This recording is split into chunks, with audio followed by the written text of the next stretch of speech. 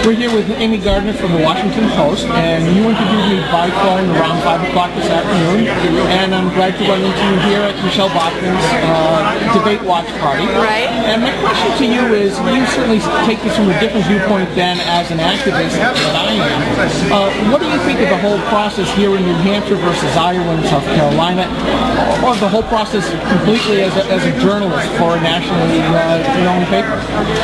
Well, I think that the process of Iowa and New Hampshire are actually quite similar, and South Carolina to a degree as well, in that it's about one-to-one contact with voters. The debate tonight was a real interesting sort of kickoff to the presidential election cycle here in New Hampshire, because it's the first sort of major debate, and it's set right here in Manchester. But now the real work for these candidates begins. They have to go out and continue to make the sale with people, one person, one vote at a time. There's that axiom in New Hampshire that the voter doesn't feel like he really knows the candidates until he's met them 2 or 3 times, and that process has really only just begun with tonight's debate. Do you think the ordinary voter is starting to pay attention just yet, or is this more for the political and news junkies at this point? I think more ordinary voters are starting to tune in with each passing day, and I really do think that we've rounded a corner with the solidification of the field. We still have some unknowns. We don't know whether Rick Perry is going to jump in, but in the last month there's been quite a bit of solidification, and of course tonight Michelle Bachmann announced her intentions to run as president in the presidential race, and that brings a lot of attention, because she brings a lot of energy, and her supporters are extremely passionate about her, and that's one of the big takeaways tonight, actually, is how much energy she brought to the stage. Now, one of the things that often goes on here in New Hampshire, we talk about the different candidates, and we talk about the sub-niches and the stages of the races. For instance, there's the race for the political operatives that are local to the ground. Then you're looking to get the activists and the influence makers. Each of those are separate and distinct races, as they were. Where do you think we are in the whole race stage whatsoever? Do you think that they still have to look for operatives or activists or influence makers, or are they going to branch out now to that full retail politics edge? I think there are still some uncertainties about who's going to associate with which candidates. Obviously, the implosion last week of Newt Gingrich's campaign creates some uncertainty about who, if anyone, in some of those, in the professional political operative class will gravitate to Newt. Can he attract a new set of professionals to help him rebuild his campaign? We don't know that yet. And similarly with Representative Bachmann's entrance into the race, we don't know. She's just literally tonight begun the process of building her campaign operation. We don't know who the professionals will be. She obviously has a unique capacity as a grassroots Tea Party friendly leader to touch grassroots activists directly, and that'll be interesting to watch how quickly she's able to generate crowds, even as her campaign operation is still in its nascent stages. You certainly get around to more places than what I do based here in New Hampshire. So one of the ways that I try to slice this is that I see the Tea Party folks that you've talked about. There's also the establishment GOP types, such as Mitt Romney, Michelle being the Tea Party, and there's also the Libertarian part of the ring, best typified by Ron Paul, and the one person who wasn't allowed, Gary Johnson. How do you think that's playing across the country? Buddy Roemer wasn't allowed either. Right, and I've interviewed Buddy Roemer, but certainly he doesn't have any kind of polling limit to get him into it. Right. The question is, those 3 broad categories, are you seeing the same thing across the nation, that the people are subsecting them into those 3 groups, or are there others? I think that those are valid categorizations, and I use them all the time in my work. However, what's really interesting is that when I get outside of Washington and come to places like New Hampshire and Iowa and all kinds of other places across the country and talk to regular voters, I find that voters who are not in professional political jobs like us don't necessarily categorize that way. I spoke to a gentleman here tonight whose top 3 favorite performers in tonight's debate were Mitt Romney, Michelle Bachmann, and Ron Paul.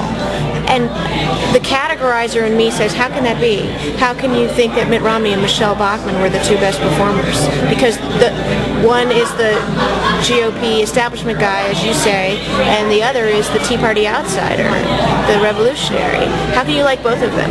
And I asked him that question, and the answer was, I don't love Mitt Romney. He's not my #1 choice, but I think he has the support of powerful people, and I think he's better than Obama, so if he's the nominee, I'm going to support him. So voters actually think sometimes in more nuanced ways than we give them credit for. That's interesting, because I did a little bit of a roundtable after the debate with 5 of the attendees here, and obviously Michelle was #1, otherwise they wouldn't have been here. #2 was Herman Cain, which gives credence to the Tea Party selection. If I can't have one, I may have the other. And then Rick Santorum came in 3rd for almost everybody. Whose poll? This was your sort of unofficial poll? Just an unofficial poll, as we sat around and talked a little bit of politics as we were live streaming. And by the way, I'm not a professional. I just do this because I'm obsessed. Okay. Full time then? No.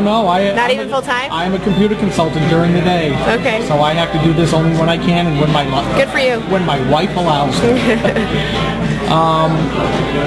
Are there other ways of slicing that you see people doing? Because your example is you're right, my eyebrows are a little bit raised at that. But do you see other types of ways that people are categorizing them that neither you or I have talked about? You know, there's always the fiscal conservative, but they all seem to be that. There's an obvious split between the social and the social conservatives and the more libertarian styles. What other kind of niches are Well, there's electability, and that cuts across all categories. That's not, and that gets at sort of intangible qualities in candidates that voters don't necessarily even admit to influencing them, which is, you know, how authenticity, how authentic a candidate strikes them when he or she speaks to them, how honest, how comfortable, how personable. Just the retail skills matter so much. I mean, if in all of the post-debate spin tonight, if you read the blogs and the political media outlets, the analysis is that Tim Pawlenty did not do as well as he was expected to and needed to tonight in order to make the gains that he was hoping to make in terms of name recognition and putting himself on the map.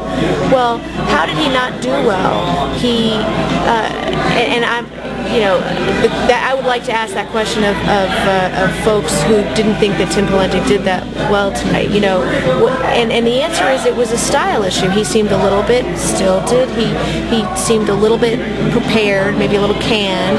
Those are very intangible qualities that voters do judge candidates on. So that's a whole other category.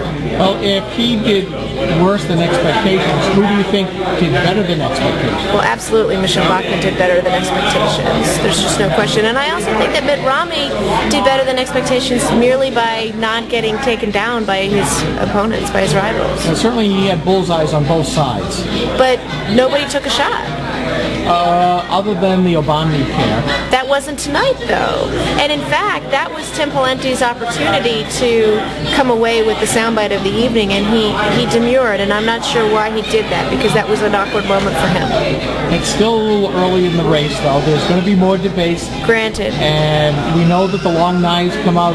It's almost like NASCAR racing. The more bumping and grinding out on the track happens in the last 10 laps, as we get closer to the primary election day, I think you'll see the long knives start. And there's no question in my mind that Pawlenty and his team made a calculated decision to answer that question in exactly the way that he did. They knew that question was going to come tonight.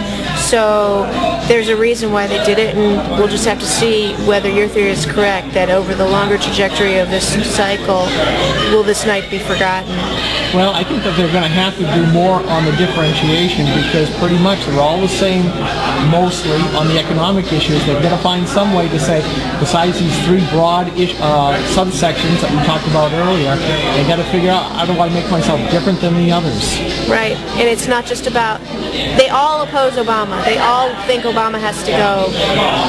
It's not enough. There needs to be something else. Yeah, they have to give voters a reason to vote for versus against. It's not that opposing Obama isn't enough. I do think that's the driving energy on the Republican side right now.